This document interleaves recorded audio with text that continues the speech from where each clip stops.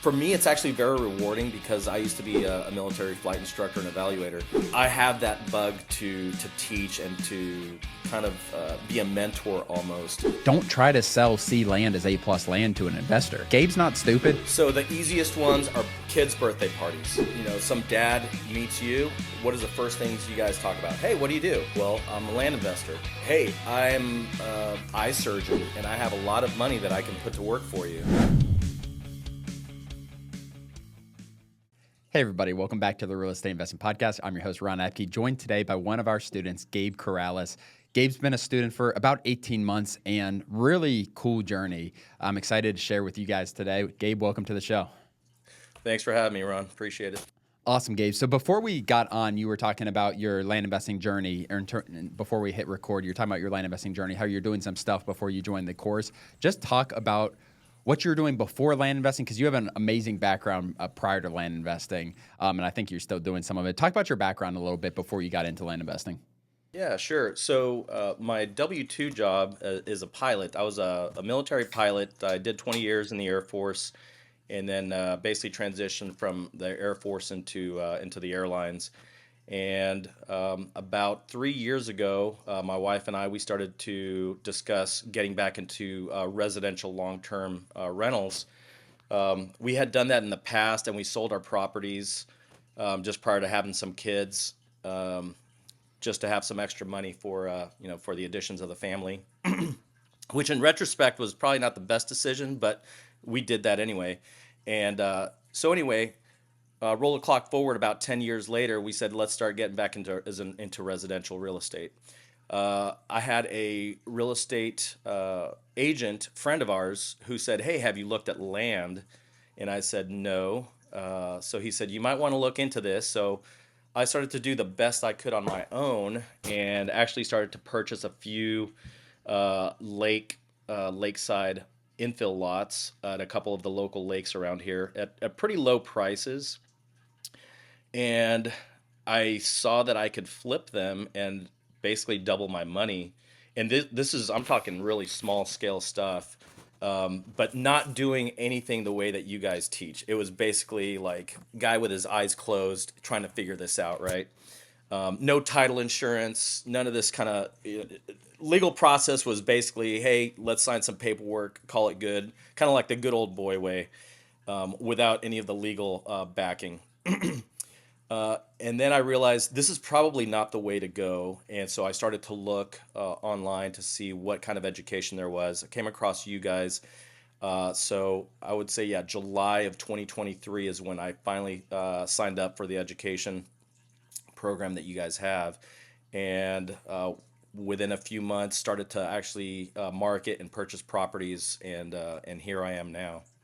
Yeah, I remember you hit the ground running. I remember, I think we might have had onboarding calls or something. And then I remember Anthony talking about like, this guy's ready to roll, and I remember him talking about you being a pilot and all this other stuff. Talk about the learning experience, because you closed deals yourself without title insurance, all of that. There's a ton of learning experience you had. Like maybe the financial gain wasn't that great before you started attacking bigger lots, everything like that. But talk about the learning experience you had kind of figuring it out by yourself. So it was a lot of it was a lot of learning for sure. And the people that I was dealing with, they didn't know what they were doing either. So it was basically the blind leading the blind, which is a really bad situation. And then thankfully, some of the county assessors' offices would help out a little bit. They were like, these guys have no clue what they're doing. Let's help them out. And I actually started to call some of the law offices, trying to get as much information as I could without getting charged by the minute. And then I said, this is not sustainable. We were making it work. We're doing deeds, just basically signing deeds, warranty deeds on our own. And I'm like, this is not right. I know this is not right. And and then of course talking to some of my real estate agent buddies, they're like, dude, you need to get some education, or you need to get some real estate agents involved. And you need to stop selling these $2,000 lots. You need to get into some bigger stuff. And so that's why I decided to get some education. I said, you know what? I got education on the residential side, so why not get education on the land side? and that's where you guys came in, and boy, it was like the perfect timing, stars aligned, and then like you said, I just kind of went all in on it. It's crazy because you went from those tiny lots to like I feel like when you first started, like we don't always tell people to go after huge deals, but I remember you going after some huge subdivides, some crazy high potential profit deals, everything like that.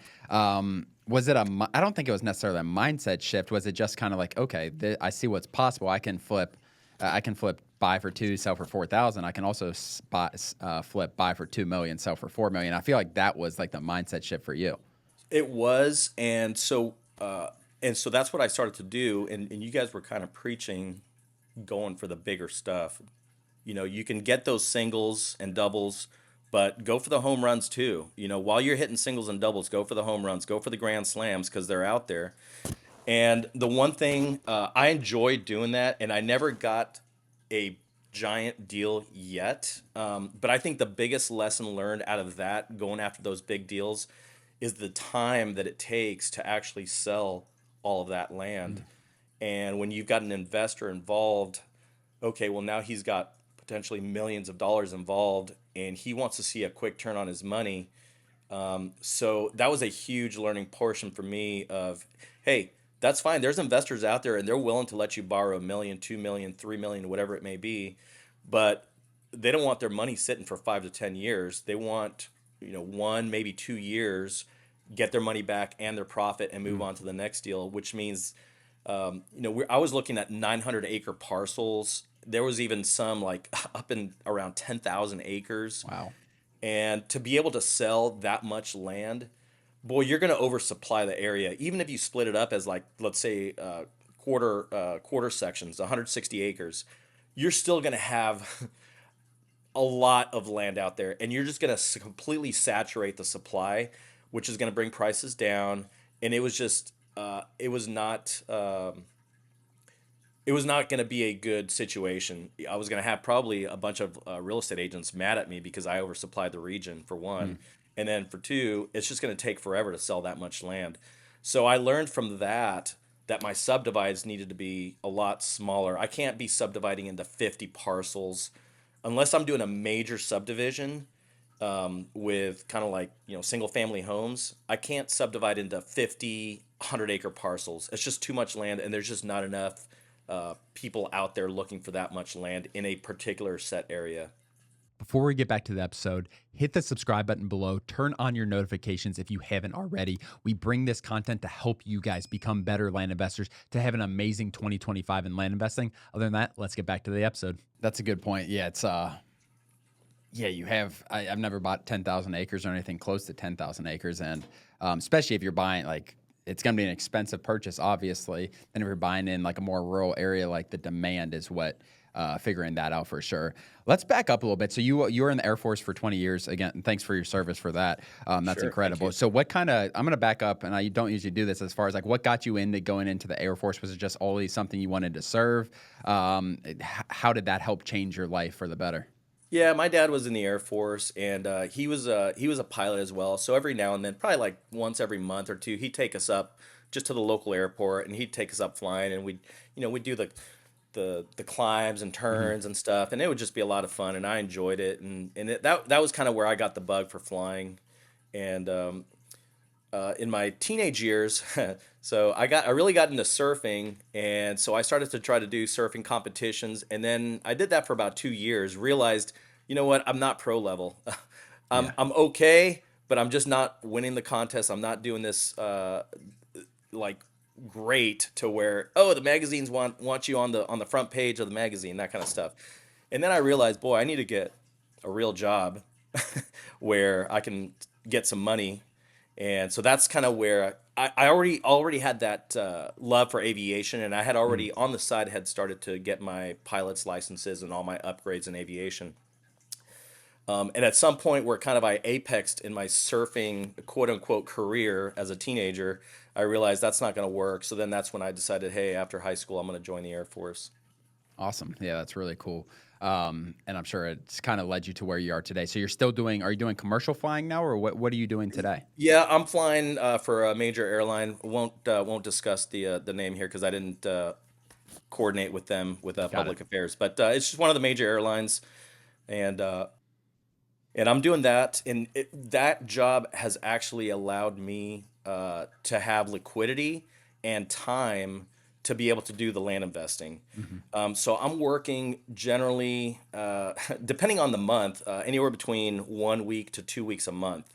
So that gives me, 2 to 3 weeks every month to be able to be looking for land, marketing, sales, trying to find deals, whatever it may be. Hmm. And when I first started, one of the things that I first started to do was actually I was trying to put boots on the ground on as much of the property as I could because I wanted to really engulf myself into the whole land investing. Like, hey, that's fine. I can work the deals. I can do the phone calls, emails, all that stuff. But I want to go out there and put my boots on the ground and feel the mud, look at the water, look at whatever mess is on the property that I need to clean up, and just kind of get really involved into it. I love that. So let's go back to July 2023. You did some deals, it sounds like, before, smaller deals. You joined, you started attacking bigger deals. Let's talk about those first 6 months. I think the first 6 months in this business are vital. It just growth, everything like that. If you do your first deal or not, it doesn't, I don't think it matters that much, to be 100% Hmm. honest. But let's talk about those first 6 months, marketing, Yeah. amount of marketing, amount of deals, everything like that.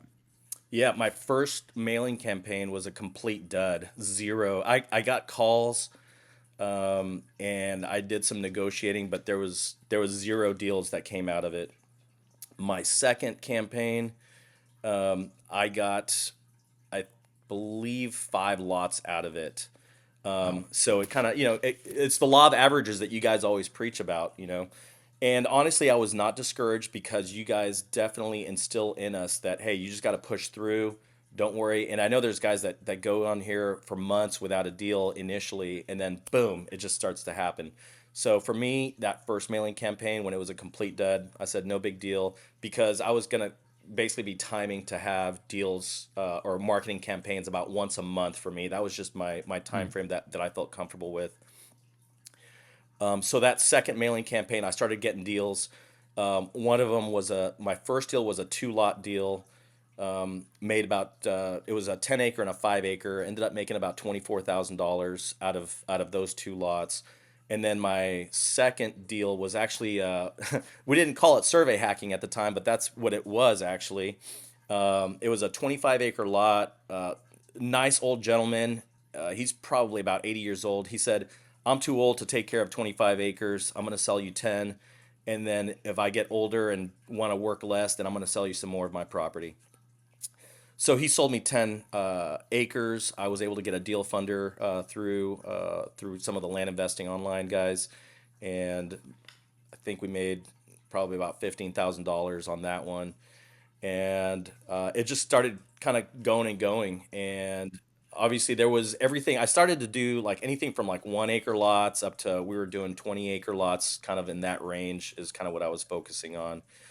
Um, Did you did you need like proof of concept at this point, or like obviously your first mailer didn't work out, but from how you're like you went after deals, you're attacking them. It wasn't necessarily anything you were doing on your end. And I try to get people to like, yeah, just it wasn't the timing at that point, but you worked sellers. Like that's the most important thing. Opposed to people like, yeah, no one signed a contract and sent it back to me. You figured out a way to make deals happen. You had a 2 lot deal. You had a survey hack deal.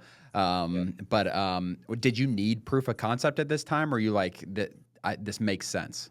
No, it made sense to me. And really, from having done my smaller deals before I met you guys, I was like, this works. I just need direction. I need guidance. I need someone to keep me in the lane so that I don't go, out of the ballpark. And so having your education was like, okay, now this all makes sense to me now. And now I actually have focus and kind of a black line to follow as I'm starting to go through, creating this business and starting to make some money. Yeah. So 2023, what did you end up netting? Did you close those deals, or were some of them not disposed till So 2020? 2023, so really I started with you guys in July of 23. Hmm. I went through your training program basically all of August and into September. And then September is when I first launched my first marketing campaign. October was my second marketing campaign. And then in November is when I closed on my first 2 deals. On the buy And side, yeah. then December, I got two more deals that you guys, I actually assigned the sales to you guys, but that didn't happen until January of 24. But that was like my first kind of cash infusion from land investing online, where I go, okay, these guys are real. This process works, and let's go forward. So 2023, as far as since July, you had 5 deals, quote unquote, purchased, or was that 2 of those deals were in Jan? Okay, 5 deals Yep, purchased. yep, yep. Okay. No deals sold, 5 deals purchased. Okay, let's talk about 2024. Your growth, I mean, we're just started 2025. Obviously, this is your first full year in this business, or Hmm. last year was your first full year in this business. Let's talk about kind of what the year looked like, what numbers look like, how you've grown in terms of maybe marketing numbers, anything like that. Yeah, so not including those five, I've purchased 35 additional ones in 2024. Holy crap. Yeah, so 35 total lots. And so I've done a lot of acquisitions. And like I said, thankfully, I had some liquidity and I've had some private money lenders that I've used. I've used a couple of family members and just some family friends. And I've really kind of just spread the word, and people have heard just from conversations, whether it's in social gatherings or family gatherings, whatever it may be. And they kind of get excited about, hey, I have an option rather than putting my money in the bank and making 1% or 2% annually. Gabe over here, he's willing to give me 15, Mm. 20% annually. And so I've been able to leverage family members and friends to become an investor essentially. Probably within, I would say within 6 to 9 months roughly, is where I said, hey, you know what? I want to transition into being an investor as well, not just uh, being a land manager and finding deals. I wanted to do both, and really I kind of want to do everything, and I enjoy doing it all. I love doing the marketing. I love researching, and then obviously doing the negotiating as well. I love working with investors, and then I also enjoy doing the investor piece as Mm. well, transactional funding. Done a couple of those as well. So I've really just kind of tried to immerse into different areas as I've progressed to kind of get more breadth of experience. So 2024, the tax man's going to come for you in a few months, it sounds like. He is, but So what did those we're numbers taking end up? care of How, that. yeah, exactly. How many of those deals were your marketing versus other types investor or you investing? Right. So here, let me take a look here. Man, you're 18 months in with 40 deals, so that's awesome. Give me 1 second here. I'm gonna find. I've got that information here. I know No, you're somewhere. fine.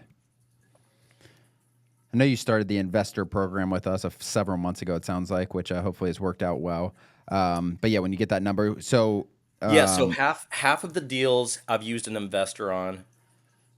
About 25% of the deals I have been the investor, mm, and about the other 25% I am self-funding. okay, awesome. Yeah. So what did you end up netting last year? So net last year, let's see here, looks like about $100,000 roughly. Nice. Okay, that's awesome. Yeah, I mean, doing that many Yep. deals. And it So was you've done. What'd you say? so I purchased 35 last in 2024. We've only sold 11 of Oh, so those you in got a lot of equity. 2024. Do you have those? You got a lot of equity built in that will be coming through, and then will come through in 2025. Exactly. And of the let's see here. Yeah, of all the ones that I have right now, of those 35, I'm holding five. So the lake lots I'm holding onto Mm, because those are increasing in value. And this is something that really doesn't get talked about as much, the buy and hold. But for me, seeing the values of the properties, I go like every month or two and I go, oh my goodness, they increased the list prices all around here. I'm holding on to these because I can. If I needed the money, sure, I could liquidate and sell them, and I would probably double to triple my money now on those in a year and a half, which is crazy to me. But that's the reality of it.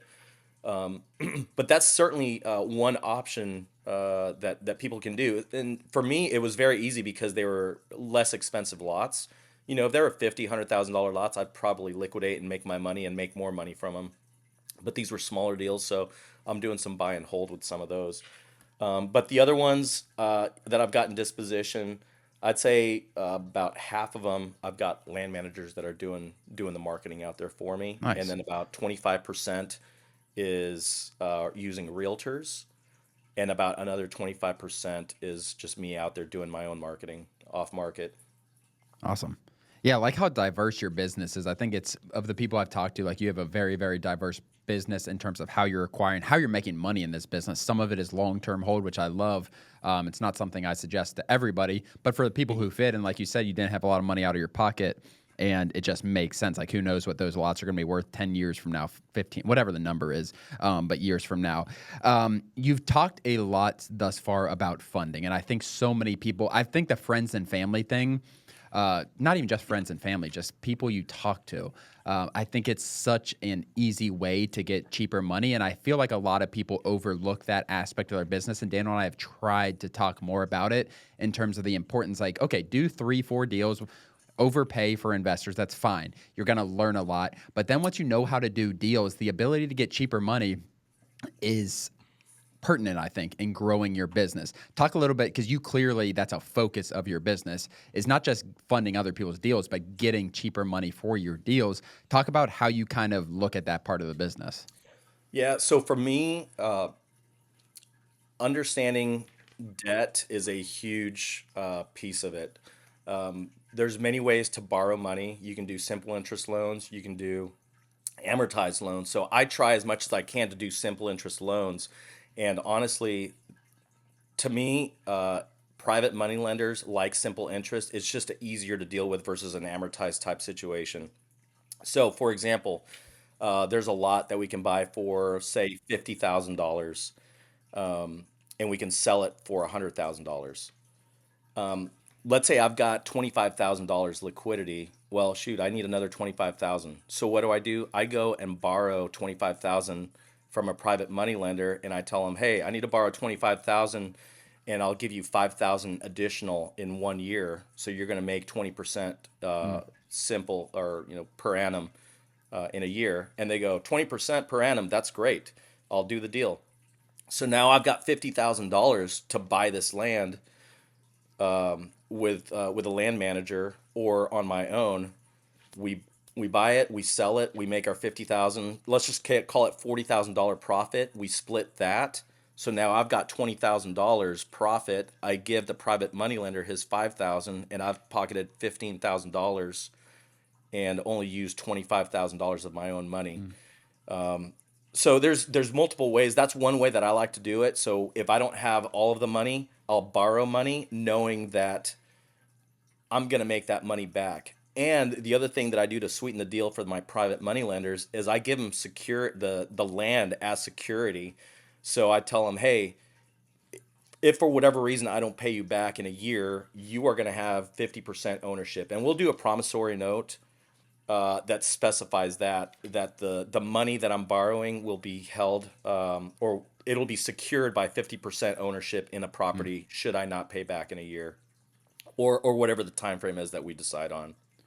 So is that, you talked about simple interest loan, a year, 20% or five, whatever, that 20%. Is that a loan that is attached to the deal where they get paid when it sells, or like you're just like, you're going to hold that money for a year? It's just me and a private money lender doing an individual deal on our own, completely separate from from the original purchase. Got it. Okay, that makes a ton of sense. That's interesting.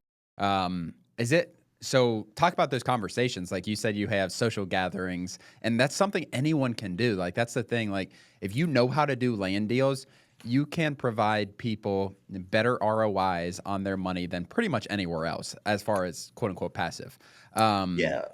but talk about those like social gatherings where you've just gotten investors just from talking in groups, stuff like that. So the easiest ones are kids' birthday parties.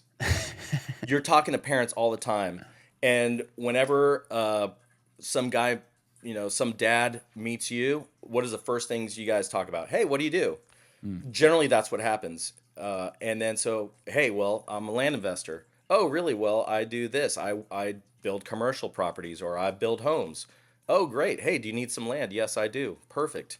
Or hey, I'm a real estate agent. Or hey, I'm eye surgeon and I have a lot of money that I can put to work for you, or whatever it may be.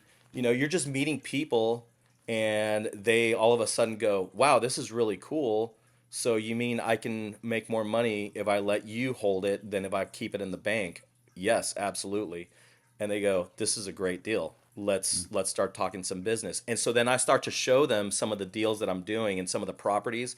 And as soon as they see pictures, it becomes real to them. If they see a photo of the land and the layout, and I show them, "Hey, I'm going to purchase this, and I'm going to sell it," and I show them some of the market values out there, and they go, "Okay, great. I don't want to do any of the work, but I've got the money to let you do the work. Here's the money. Boom, done deal. I've got money now. I've got liquidity, and now I can go fund some deals and make money." The investor, the private investor is making money, the land manager's making money, and someone's buying land, and everyone is Mm. happy. Yeah, that's kids' birthday parties. That's how I guess how kids are paying you back.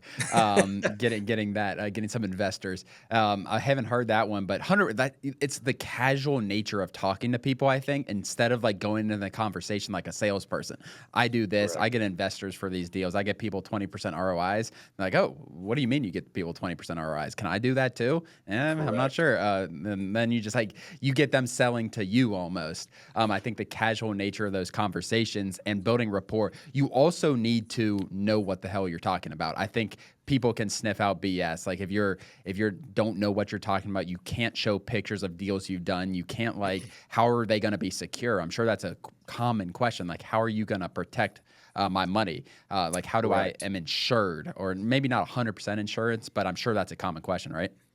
Correct. And so what I'll do, and the key is talk to people that have money. So talk to your when you go to your dentist, when you go to your eye doc, when you go to your regular doctor, give them your business card. Mm, Talk to them and say, "Hey, here's my business card. If you're interested, I can send you some information." And so what I do whenever they approach me and say, "Hey, I'm interested," I'll almost give them like a miniature business plan, like almost a miniature partnership agreement, and say, "Hey, this is what my partnership agreements generally look like. Here's an example of one. I'll redact it, obviously, remove names and numbers, and I'll say this is generally what I provide any investor, so and I give them all the information on the parcel. I'll get it from the county assessor, so they go, okay, this guy knows what he's doing, and I'll do kind of like the due diligence checklist that you guys have, and I'll provide them that as well.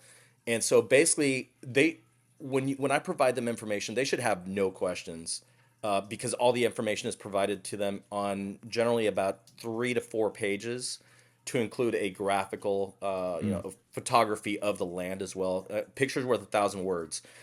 Give them all the information, but then show them a picture or two of a property, and now they can visualize it. And I think that's a huge piece of it as well. And so for me, that has been working very well. And I've had people start to call me, that I don't know them, and they're like, "Well, I heard from so and so that you are into land," and I'm like, "This is awesome. This is the way it's supposed to be. Word of mouth is the best marketing for my business, and it's starting to happen." That's huge. And you can get smaller with your margin, not too small, but like you can, it doesn't necessarily have to be buying for 50% of market value if you have a 15, 20% annualized person or annualized return for someone. It gives you a lot more opportunity, I think, to do different types of deals. You like I said earlier, you joined the certified investor program a few months ago to get some more deals in your pipeline in terms of investing in some of our members' deals. How's that gone? What's your experience been with that? So far, so good. We have a couple of deals that we've done, and they are in disposition right now.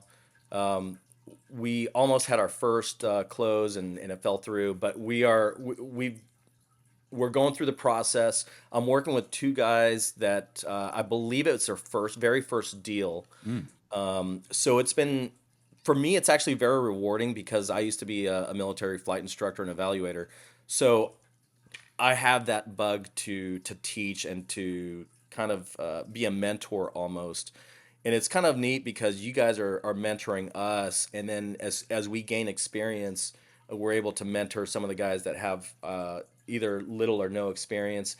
Uh, and you have the full range of guys that are like brand new guys, first deals, to guys that are experienced veterans on LIO. that I'm also doing deals with. And in fact, I've got one that's it's a six parcel deal that we're doing together with one of the guys on LIO, and so and he's got all his ducks in a row, and so you get the full range.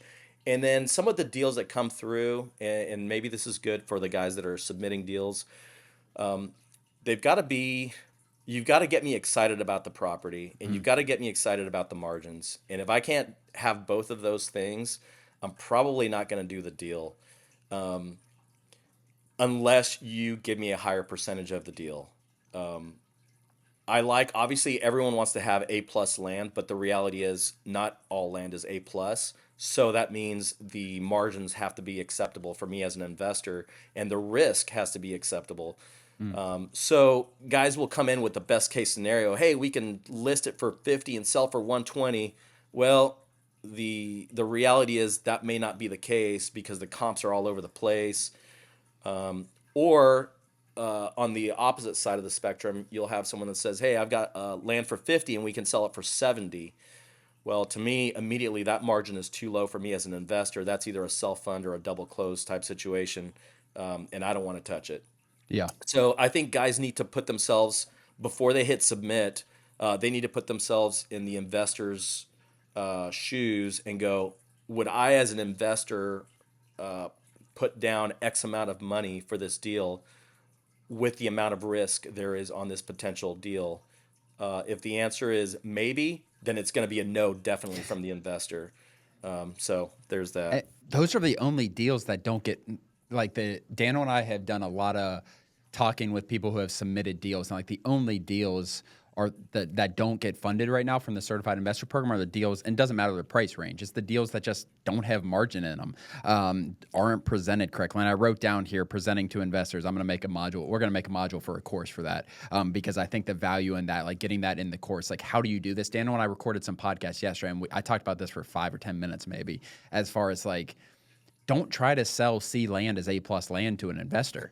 Like Right. sell C land as C land, but here's the margin. Here's my plan. Like if you can lay out a game plan on what you're going to do, it's so much more valuable than trying to like Gabe's not stupid. People, the investors who have made all this money, who have all this money to invest, they're not stupid. So trying to like trick them into funding your deal, or maybe it's just a negligence thing. But as far as presenting to investors, is such an important thing. And I've gotten you've requested funding from us before, and like the detail of yours, like okay, this is exciting. Even if it hasn't worked out for every deal, like Hmm. it's like okay, it really makes me take time and put my time and effort into looking at the deal because like okay, Gabe put his time into this, and that's from an investor perspective. I think it's huge. Like okay, how Hmm. much did John, just a random name, how much effort did John put into presenting this deal to me? That's how much effort I'm going to put into like evaluating if it makes sense for my business.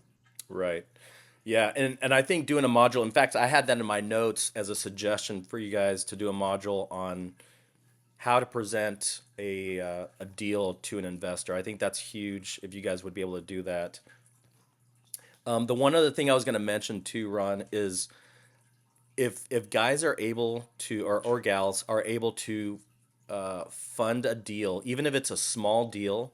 So put yourself in the investor role once you have enough money to do so, even if it's a small deal, Mm. because it will change your perspective for the better, I think, and it just gives you more breadth of experience. It just makes you a better businessman or woman, where you understand both sides of the coin.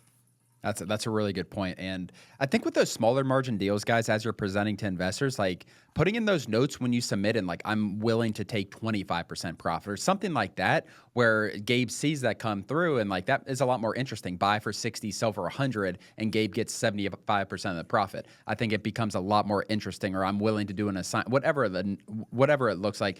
Gabe, talk about your marketing right now. What are you currently doing for marketing to getting your own deals? If anything, what does that look like? Yeah, so really, I've switched over more to the investor side. Okay. I kind of said, hey, I'm going to take the leap more into the investor side. So my marketing really involves what you guys are sending me, um, and honestly, because and oh, by the way, I'm doing this part time. This is not a full time gig for me. I'm Mm. still obviously doing my airline gig. So land investing is part time for me, which is an awesome thing for me to say. I'm close to six figures my first year on a part-time gig, and next year I'm projecting we're going to be in the 250 to $300,000 net profit range. I mean, just from the stuff that I have in disposition right now, we're going to be making probably over $200,000 net.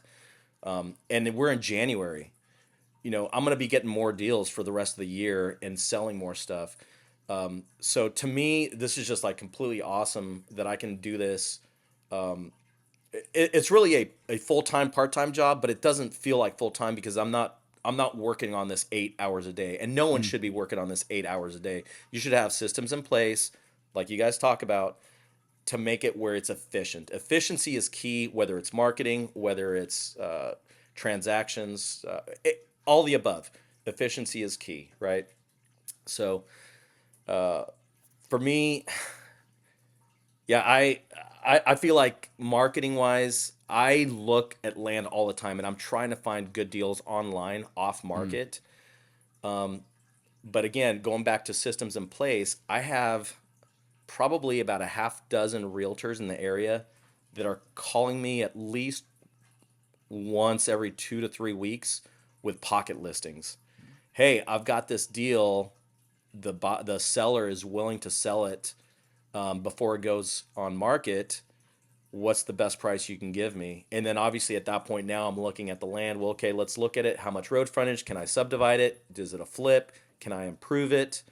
And so that alone, just with the network I have of realtors and then looking online, plus the deals that you guys are providing me, I stay very busy Nice. on the land piece. That's huge, and like you said, it's part time. You're doing a lot of investor stuff, and you seem so willing to help people, which is awesome. Like having you as an investor in the community, as far as someone who's gonna help give insight, everything like that.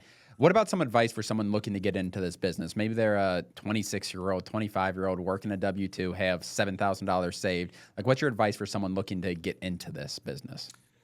So I would say do your research. Definitely educate yourself. That is the key, because if you don't educate yourself, you are wandering aimlessly. You might make some money, but it's going to be difficult, and you're going to feel confused, and you're not going to have that sense of security and just confidence that you know what you're doing. Eventually, you'll figure it out, but it's going to take you a long time. I feel like so. Educate yourself. To me, getting the program was huge because you guys just outline it so well. And oh, I forgot this. Well, there's a module for that. Or hey, do we have a document? Oh, there's a attachment area with a bunch of documents.